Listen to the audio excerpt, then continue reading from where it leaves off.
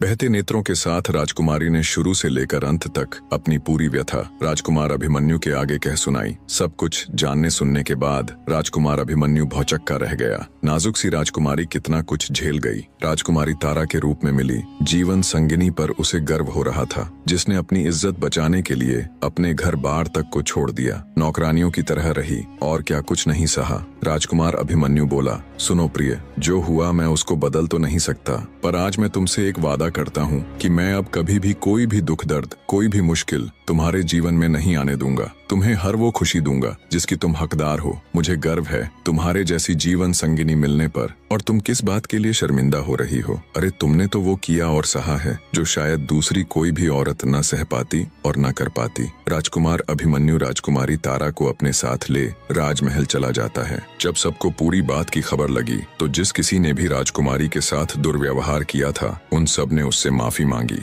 जिनमें उसे महल के द्वार पर रोकने वाले पहरेदार से लेकर हर वो शख्स था जिसने उसके कुरूप होने पर उसे ताने मारे थे, उसका मजाक उड़ाया था। अंत में राजा धर्मपाल ने भी अपनी पुत्र वधू से माफी मांगी और बोले, मुझे माफ कर देना बेटी, अनजाने में ही सही, पर मुझसे बहुत बड़ी भूल हुई। मैंने बहुत जुल्म किया है तुम पर, तुम्हारे ऊपर कोड़े तक बरसवाए। अपने सामने यूं अपने पिता ससुर को हाथ जोड़ माफी मांगता देख राजकुमारी बोली, नहीं पिताजी, इसमें आपकी कोई गलती नहीं। मैं भी आपके स्थान पर होती तो शायद अपने पुत्र के विवाह को खराब करने की कोशिश करने वाले को यही सजा देती। राजा धर्मपाल तुरंत अपने सेनापति को हुक्म देता है कि अपनी फौज को तैयार करो, हम कल ही विलासनगर के ऊपर आक्रमण करेंगे। उस दुष्ट राजा मदनपाल की ये मजाल, कोई इतना नीच कैसे हो सकता है? तब राजकुमारी तारा बोली, नहीं पिता महाराज, आपके ऐसा करने से पहले मैं खुद एक बार राजकुमार अभिमन्यु के साथ जाकर उनसे मिलना चाहती हूँ। राजा धर्मपाल न चाहते हुए भी उन्हें वहाँ जाने की आज्ञा दे देता है। जब राजकुमारी तारा अपने पति राजकुमार अभिमन्यु के साथ विलासनगर गई